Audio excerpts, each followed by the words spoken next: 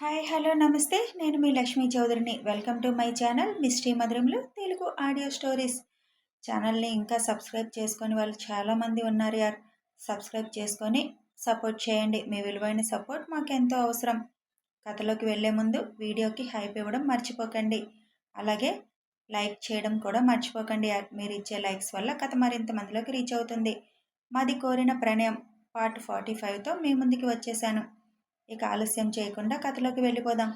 భూమికి అందరూ గుర్తుకు రాగానే బాధగా, ఇక మిమ్మల్ని అందరినీ చూడలేను, మిస్ అయిపోతాను, దొరికిపోయాను వీళ్ళకి అని అనుకుంటూ కళ్ళల్లో నుంచి నీరు కారుస్తుంటే అది చూసిన భూమి పక్కన ఉన్నవాడు, ఇప్పుడు దాకా వేర నారీలా తప్పించుకోవాలని చూసావు, ఇప్పుడేంటి ఏడుస్తున్నావు అని అడుగుతాడు. మౌనంగా కూర్చుంటుంది భూమి. ఏమీ మాట్లాడే స్థితిలో లేదు. ఇన్ని సంవత్సరాలు ఎలా తిరిగామో తెలుసా నీకోసం? తిరిగి తిరిగి నీ ఆచూకీ లేక సార్ ముందుకు వెళ్తే ఎన్ని మాటలు పడ్డాం. ఒక పిల్లని వెతకలేకపోయారు అని తిట్టిన తిట్టు తిట్టకుండా తిట్టాడు మా సారు. వాటన్నిటికీ నీ మీద రివెంజ్ తీర్చుకోవాలని ఉంది. కానీ ఏమీ చేయలేక చేతులు కట్టుకొని ముడుచుకొని కూర్చొని ఉండాల్సి వస్తుంది మా సార్కి భయపడి.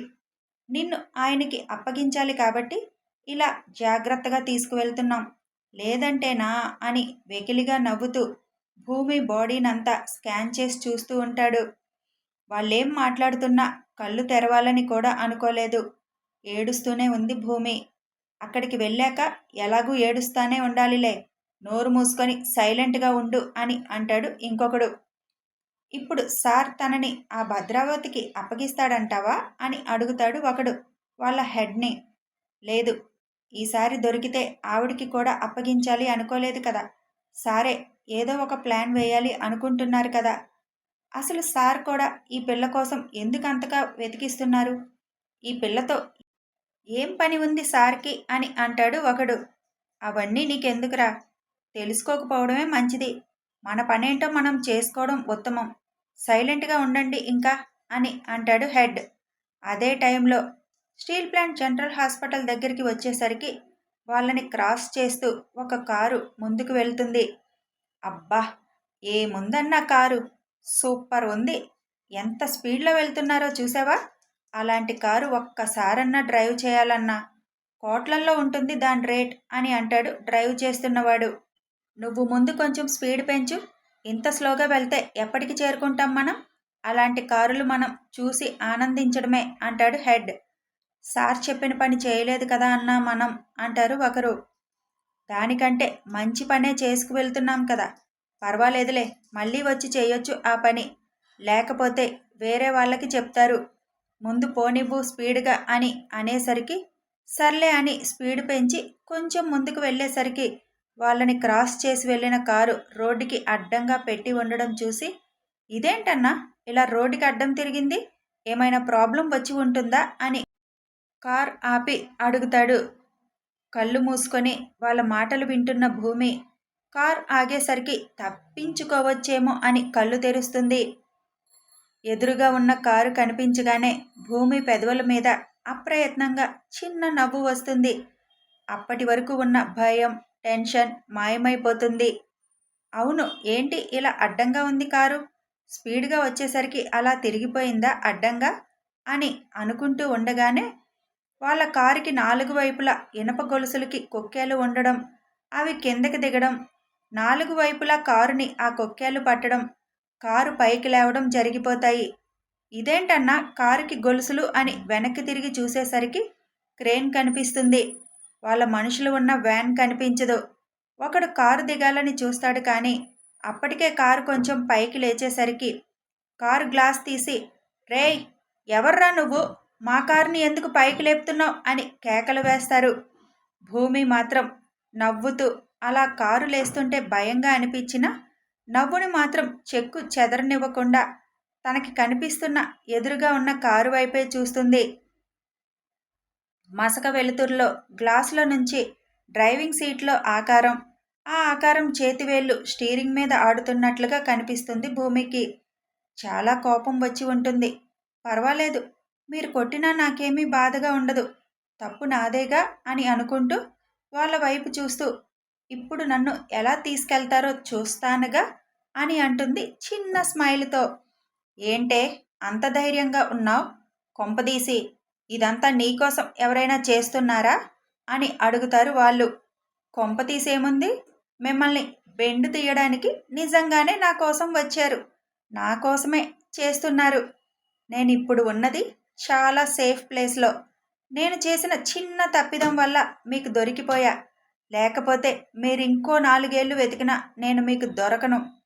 ఇప్పుడు నన్నెలా తీసుకువెళ్తారో తీసుకువెళ్ళండి అని కాలు మీద కాలు వేసుకొని అన్నట్లు ఇక మీ వాళ్ళకి మీ అడ్రస్సులు కూడా తెలియవేమో అంటూ దర్జాగా సీటుకి ఆనుకొని కూర్చుంటుంది భూమి.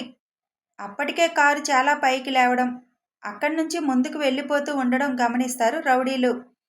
కిందకి ముందుకు చూసేసరికి వాళ్ళ ముందు అడ్డంగా ఆగి ఉన్న కారు ఫాస్ట్గా వెళ్ళిపోతూ ఉంటుంది. అంటే ఆ కారులో నీకు సంబంధించిన మనుషులు ఉన్నారా అని అడుగుతాడు రౌడీ. వెనక నీ మనుషులు ఉన్న వ్యాన్ కనిపిస్తుందా చూడు అని అడుగుతుంది భూమి. నిజంగానే వాళ్ళ మనుషులు 10 మంది ఉన్న వ్యాన్ కనిపించలేదు దరిదాపుల్లో కూడా. ఏంటే అంత ధైర్యంగా కూర్చున్నావు? అంత పోటుగాడా? షూట్ చేసి పడేస్తాం మా జోలికి వస్తే అని భూమి నవ్వు నచ్చక భూమి జుట్టు పట్టుకుంటూ అంటాడు. నాకు తెలిసి ఈ చేయి ఇంక నీకు ఉండదు అని అంటుంది భూమి నవ్వుతూ. ఏంటన్నా దీనికి ఎంత ధైర్యం వచ్చేసింది? ఇప్పటిదాకా కుక్కిన పేనులా పడి ఉంది, ఇప్పుడు చిన్న చిరుత పిల్లలా ఎగిరెగిరి పడుతుంది. ఇంతకీ ఎవరు వాళ్ళు? ఆ కారు చూస్తుంటే బాగా పలుకుపడగలిగిన వాళ్ళే అయి ఉంటారు. అసలు మన వాళ్ళు ఏమై ఉంటారు అని అంటాడు ఒకడు. ఇప్పుడన్నా సార్కి ఫోన్ చేస్తే మంచిదేమో, ఆయన పలుకుబడితో వేరే మనుషుల్ని పోలీసుల్ని కూడా పంపిస్తారు కదా అని అంటాడు ఇంకొకడు. అది నిజమే అనుకుంటూ ఫోన్ చేయబోతాడు కారులో ఉన్న హెడ్. అమ్మో, ఇప్పుడు వీళ్ళు ఫోన్ చేస్తే నా ఉనికి తెలిసిపోతుంది. ఇక మనుషుల్ని పంపిస్తూనే ఉంటారు.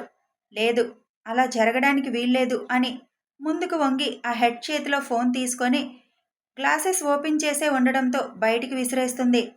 ఫ్రాక్షన్ ఆఫ్ సెకండ్స్లో జరిగిన దాన్ని వాళ్ళు ఏం జరిగిందో అని ఆలోచించే లోపే ఇంకొకటి చేతిలో ఫోన్ కూడా తీసి విసిరేస్తుంది. హే, ఏం చేస్తున్నావే నువ్వు అని లాగి కూర్చోబెడతాడు ఒకడు పట్టుకొని.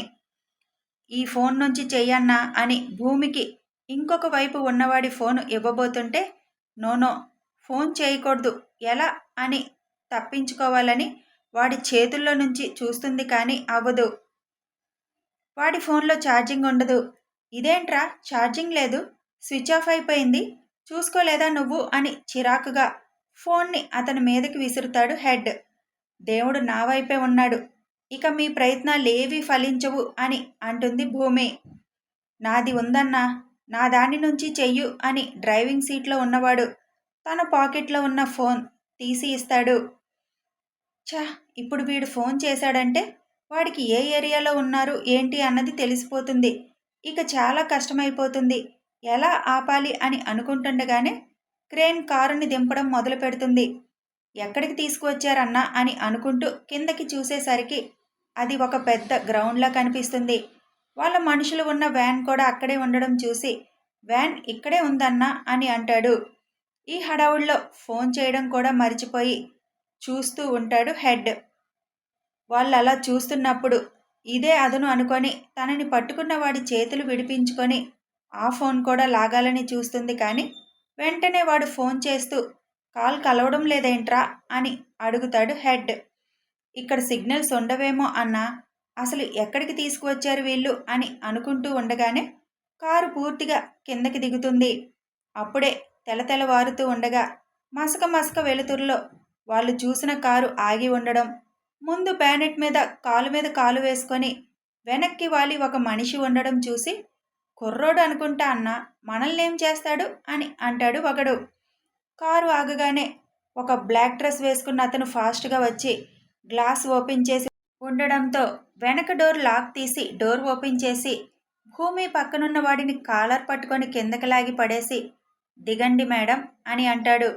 అప్పటి వరకు తను సేవ్ అయ్యానన్న ఆనందంలో ఉన్న కారు మీద కూర్చున్న దక్షత్ చూపులు భరించలేక తల దించేసుకుంటుంది భూమి. అంత కోపంగా చూస్తున్నాడు తన వైపు. మీరు కొట్టినా భరించాలి, తప్పు చేశాను కదా, అంత కోపంగా చూడకండి, చాలా భయంగా ఉంది అనుకుంటూనే కారు దిగుతుంది భూమి. ఏ ఎవర్రా మీరు అని ముందు నుంచి హెడ్ కూడా దిగి అడుగుతాడు వాళ్ళని. భూమి మాత్రం అడుగులో అడుగు వేసుకుంటూ కారు దగ్గర కూర్చున్న దక్షత్ దగ్గరికి వెళ్ళి తల వంచుకొని నిలబడుతుంది. తల వంచుకొని నిలబడ్డావంటే నువ్వు తప్పు చేశావు అనే కదా అని అడుగుతాడు కోపంగా. సారీ సార్, గుడికే కదా అని ఫాస్ట్గా వెళ్ళొచ్చేద్దామని వెళ్ళాను కానీ అని ఇంకేమీ చెప్పలేక ఆగిపోతుంది. ఏయ్ ఎవరు నువ్వు?